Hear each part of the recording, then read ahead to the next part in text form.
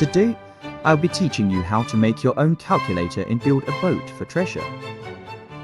To keep everything simple, we'll be making an addition calculator only, so let's begin.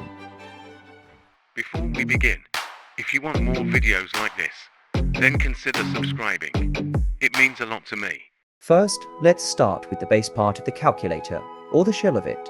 You can do everything you want with the design, but make sure you keep the same width and height the same as mine. You can use whatever blocks you want as long as you have enough of them. The mechanism we'll be doing is inspired by Flufflerock. His channel link will be in the description.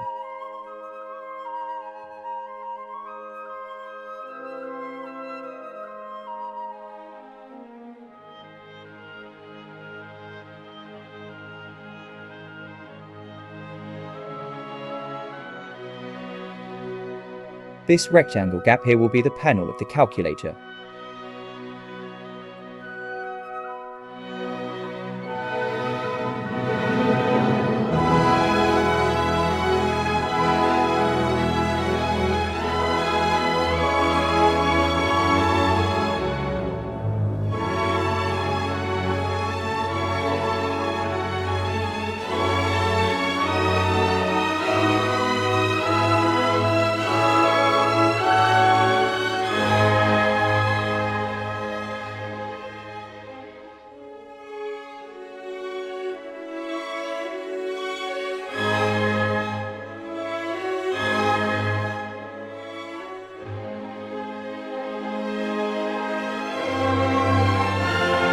The block I'm placing in the gap will be represented as digits. Make sure it has 0.2 start gap between each other.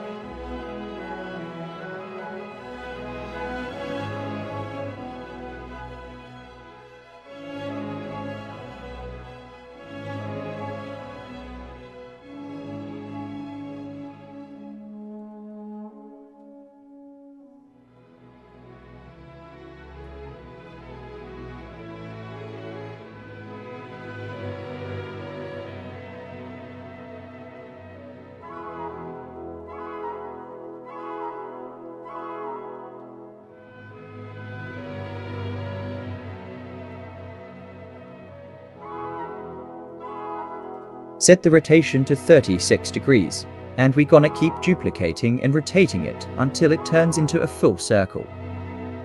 Why 36 degrees? You may ask. It's simple. This rotation will give us 10 equal sides of the circle, and this is necessary for our 10-digit number.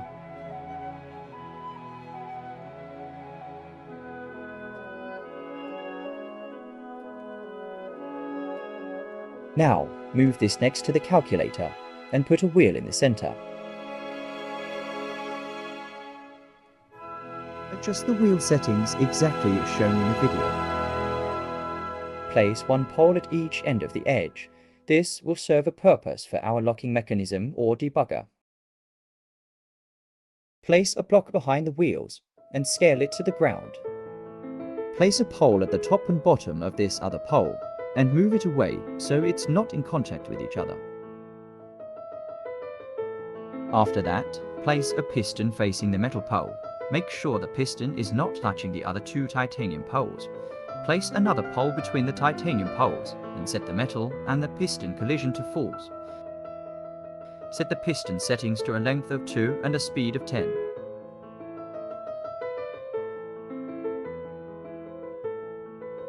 Connect the locking mechanism to the block using a pole. Place one delay block at the piston. Make sure it's only key-binded to the piston. Now place a switch and a delay block in front of it. Make sure the switch is only key-binded to the wheel and the delay block in front of it. Additionally, bind the delay block to another delay block, the wheels, and the pistons for synchronized operation. Set the delay block to 0.60 seconds. Why 0.60 seconds? This duration ensures that the wheel completes one rotation in 0.60 seconds, which results in an output of 1 on the calculator. Adjust the width of the panel like this, and color it whatever you want.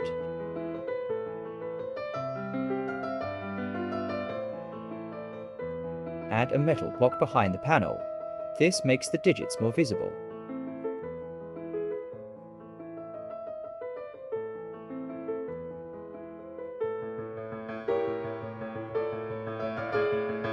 Now, add a coal block or any other block to the wheel, ensuring it is visible, as this block will represent our digit.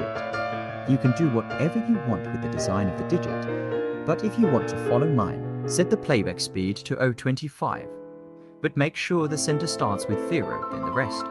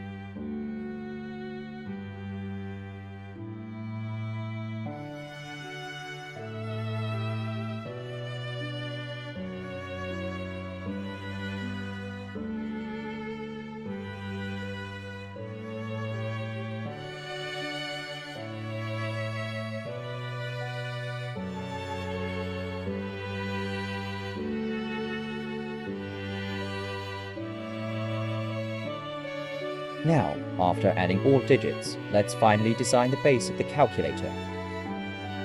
Again, you can do everything you want with the design, but if you want to follow mine, then you know what to do.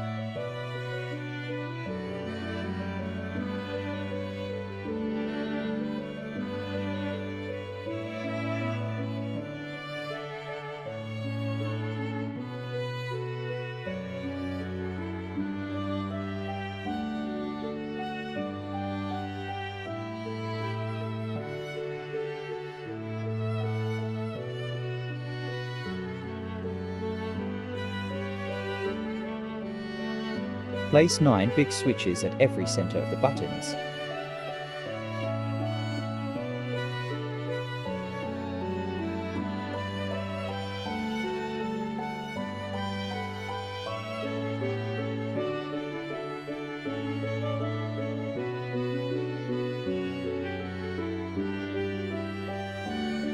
Place 9 delay block.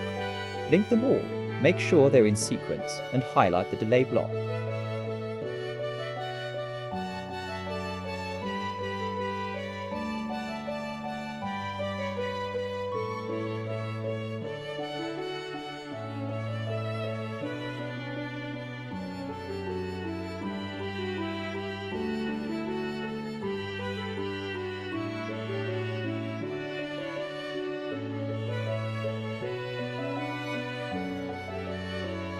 Key bind the first delay block to the big switch that is on number 9. Link the piston delay block and wheel to the highlighted delay block. Duplicate the set of delay blocks and move it backward by 1 stud, as shown in the video.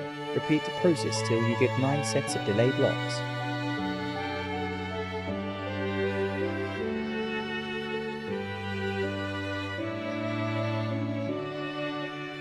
Follow what I do shown in the video.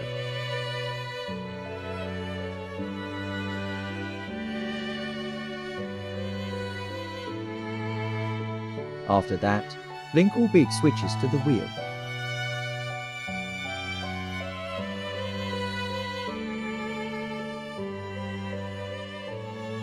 Now, link all the highlighted delay blocks to the piston, wheel, and delay block, just like what we did on the previous set. Make sure you do this carefully and one by one till you reach the 8th highlighted delay block. Make sure you key bind the highlighted delay block to the brown delay block.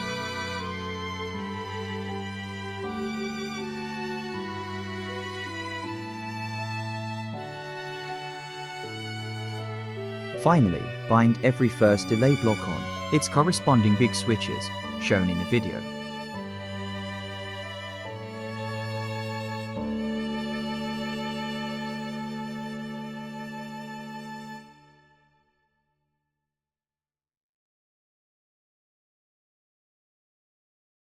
Set the delay properties by 0.62 and apply it to all delay blocks in the ground.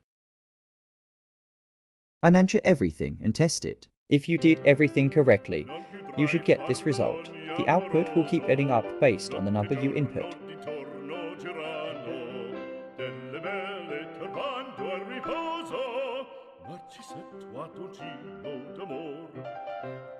Now, move the digit wheel away. From now on, I'll start calling this a rotary dial because it's cool. Duplicate the rotary dial next to each other.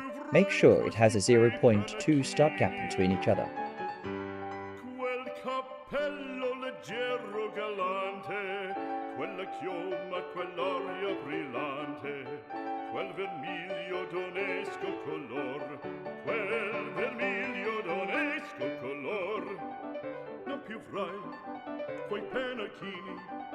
Add a rust block behind the second rotary dial. You could use any block you want.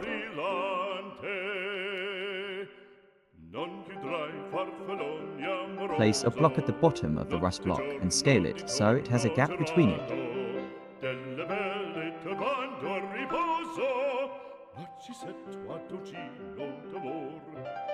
Place a 15-degree block and do what I do. You can adjust this for later.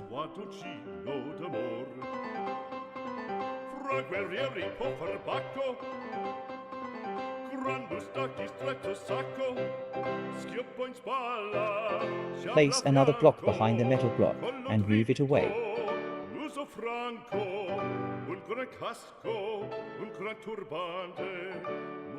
Place a spring between it.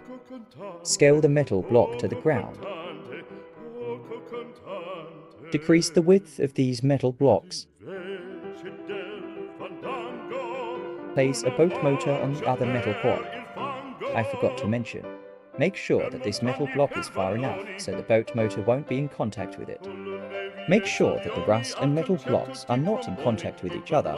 Disable the collision of the boat motor and the spring. Now, place a big or any kind of switch. This will be our setup switch. Bind the boat motor to it.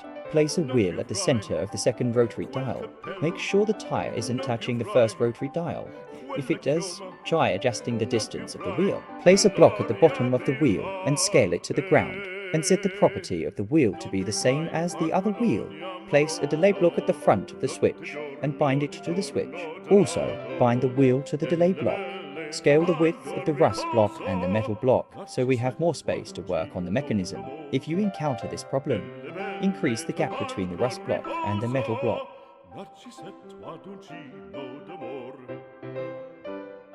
Now that everything is fine, let's start working on the second locking mechanism. This is to prevent the boat motor from going forward too much.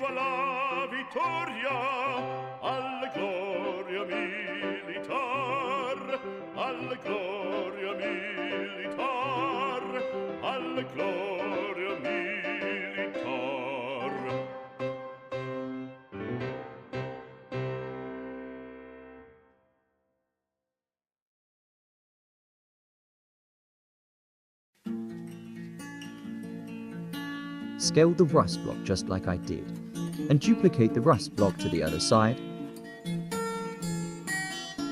Move these parts to the side.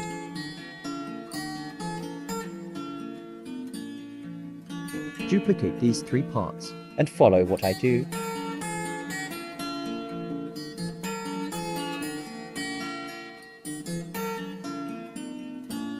Set the rotation to 36 degrees and duplicate it until you make a circle.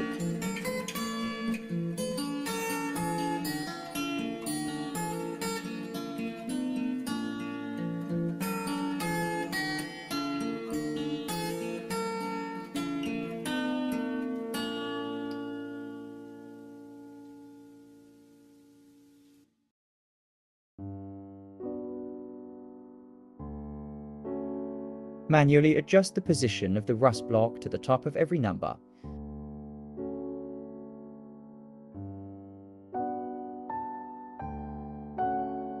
Place a 45-degree angled ice. This will be the mechanism that lets us unlock the rotary dial, allowing it to turn. The position and width of the ice block may vary depending on your design, but you can follow what I do. You'll have to tweak it for yourself and see what works. Make sure that the width of the whole locking mechanism doesn't exceed 1 block. Now, let's work on the final part of our locking mechanism. This will trigger the rotary dial to turn once after the 9th turn.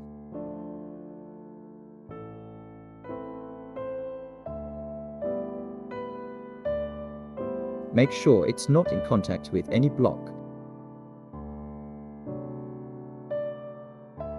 Attach it to our first rotary dial and disable the collision. Now, I'm going to cheaply demonstrate how this mechanism works.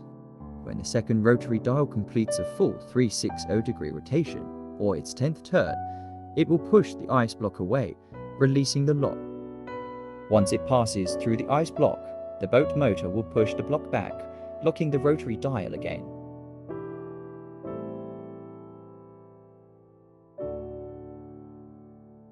Let's finally move on to testing.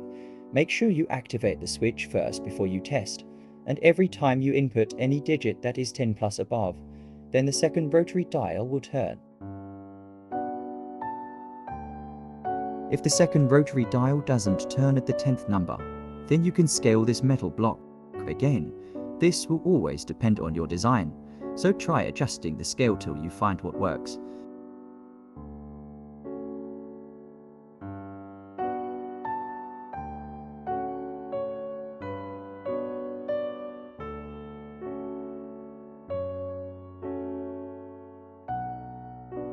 Now it's done. Let's work on adding more rotary dials. Set the spring stiffness to 20,000 and move all these mechanics to the side to create more space to work.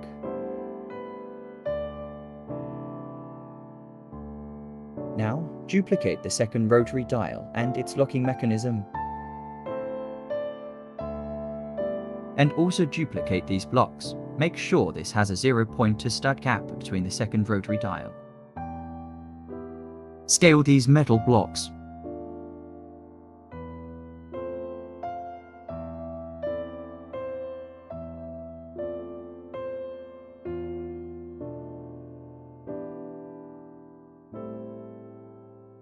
Move this block to the rust block.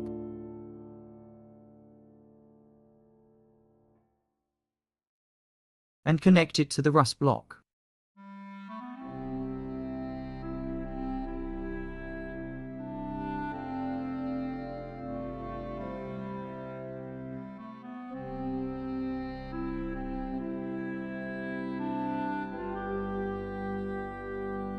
Duplicate these blocks and move it to the third rotary dial.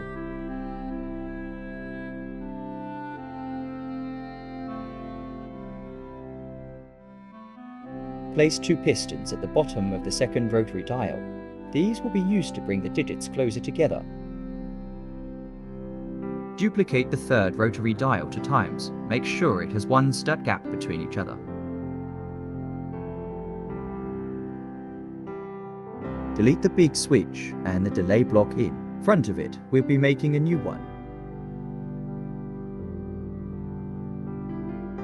Place a butter block on every wheel.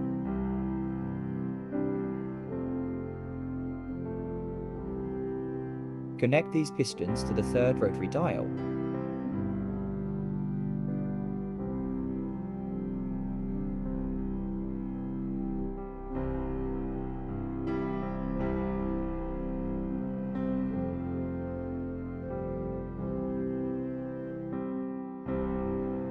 Uncollision these metal blocks.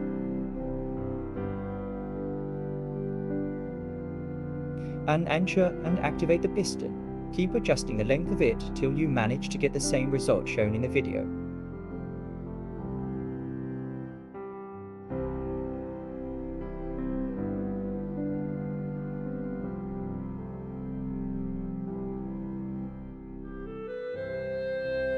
Select these blocks and uncollision it too.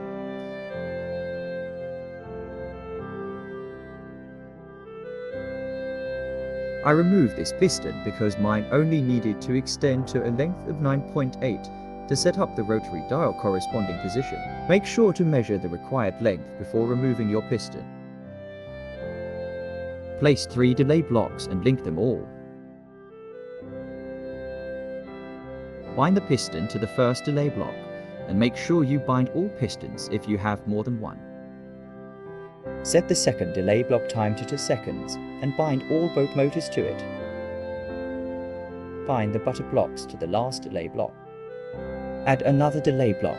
Link the last delay block to the new one. Bind all the wheels to the new delay block.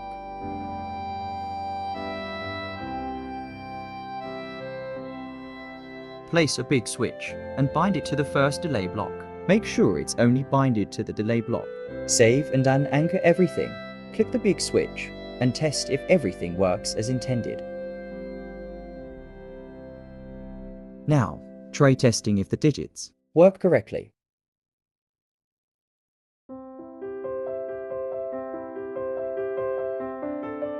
Make sure you uncollision these blocks.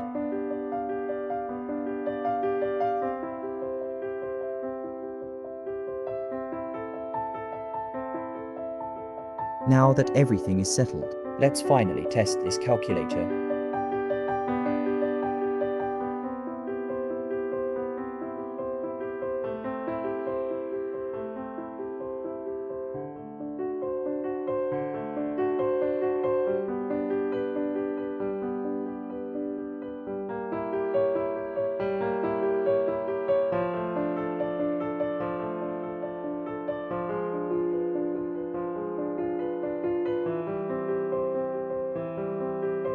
You can remove this delay block for faster testing.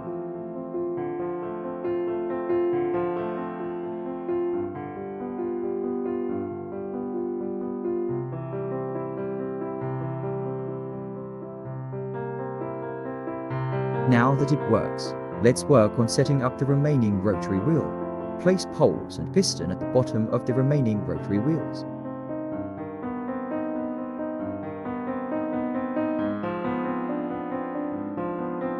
Make sure the piston isn't binded on anything yet. Connect the rotary wheels just like this.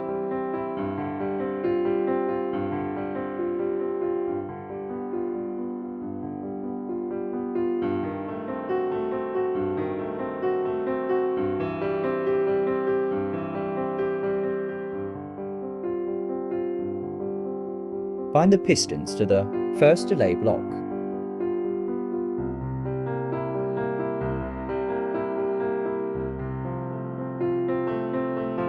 Save and unanswer, just like the previous rotary wheel.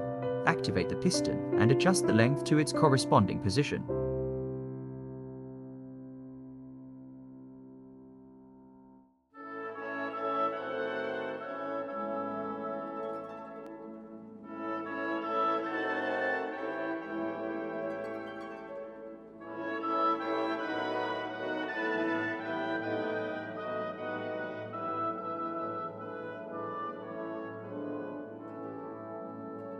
Let's test if every digit works.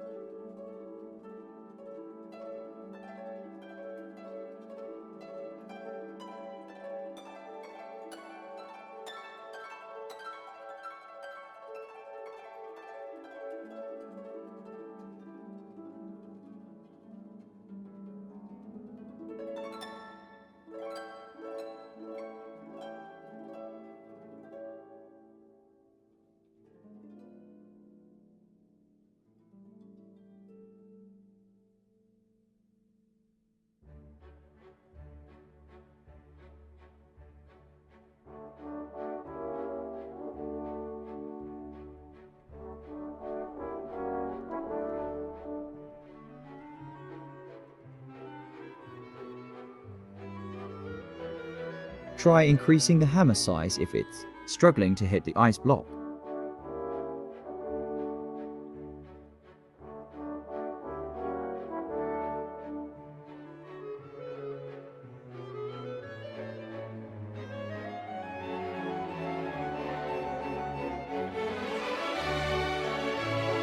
Select the whole mechanism and set the transparency to 25%. Make these blocks invisible.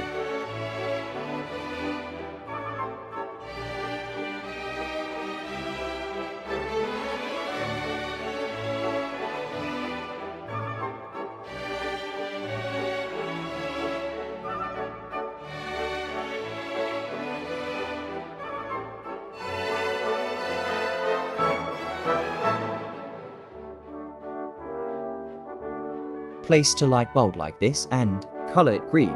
This will be our indicator.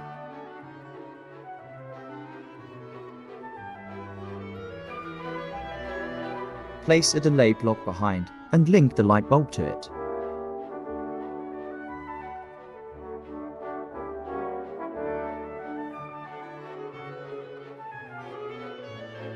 Set the delay to 0.1.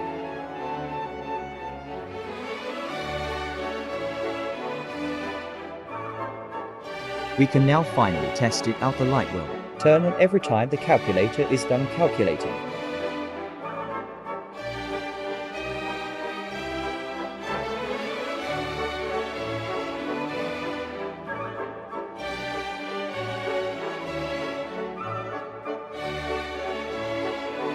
We're almost done. Move the mechanism to the other side. Scale the body of the calculator so it doesn't touch the ground. Place a piston on the pole. The number of pistons needed will depend on your build. This is to position the shell of the calculator correctly. Attach these to the shell of the calculator.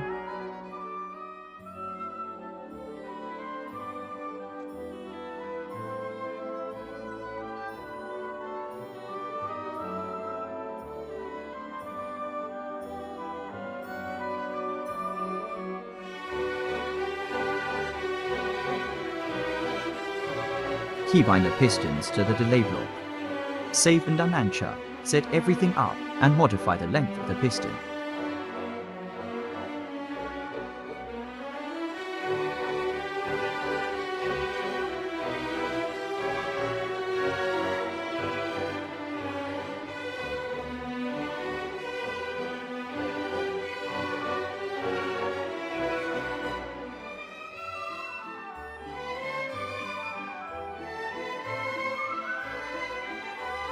Update the length of the piston and make sure you set the collision of the big switch to false.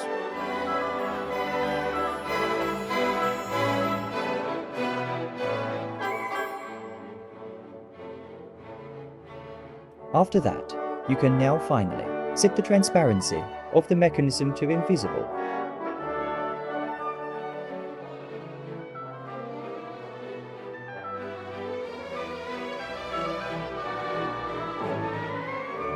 And yeah, congratulations.